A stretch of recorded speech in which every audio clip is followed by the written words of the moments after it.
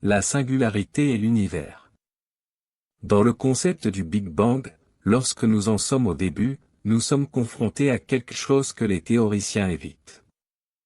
La singularité au début de tout. Et qu'est-ce qu'une singularité?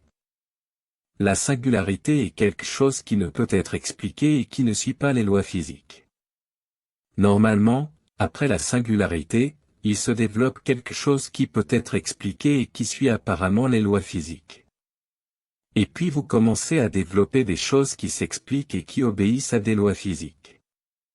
Analysons donc la singularité du Big Bang. À quelle loi obéit cette singularité? Aucun.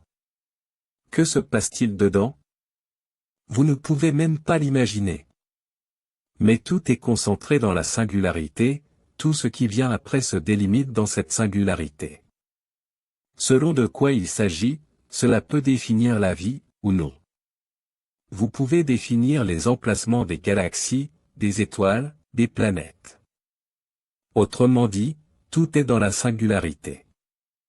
Autrement dit, la singularité est capable de tout. En fait, ce n'est rien de plus qu'un nouveau Dieu créé. Un Dieu créé par des scientifiques. Dans le passé, différents dieux étaient créés, pour tous types d'idées. Il y avait des dieux de la foudre, des dieux de l'amour et plusieurs autres. Ainsi, les scientifiques ont développé le Dieu du commencement, le fondateur du Big Bang.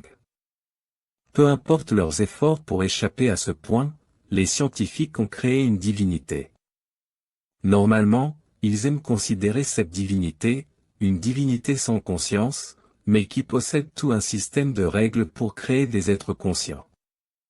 Quelque chose de véritablement paradoxal, dans lequel quelque chose sans conscience développe des mécanismes et des normes qui soutiennent les êtres conscients. Peu de temps après la singularité, ils définissent que l'inflation se produit, quelque chose de presque instantané. Un point plus petit qu'un atome deviendra presque instantanément la taille que nous avons aujourd'hui. Il s'agit d'une idée imaginative, simplement créée, pour tenter de justifier l'homogénéité du rayonnement de fond des micro-ondes. Rappelons qu'après une singularité, il faut de l'imagination pour insérer la singularité dans le système de lois. C'est le chemin qui mène de quelque chose sans loi physique à la transformation en quelque chose qui peut acquérir des lois physiques. De cette manière, l'acceptation de la singularité se fait à travers le même système de croyances contenu dans les religions. Bonjour, notre vidéo est terminée, mais vous trouverez bien plus de nouvelles sur notre chaîne YouTube, Buscada Verdad, et sur notre site reformadoresdazode.com. Actualité en vidéo et texte avec divers conseils sur la santé.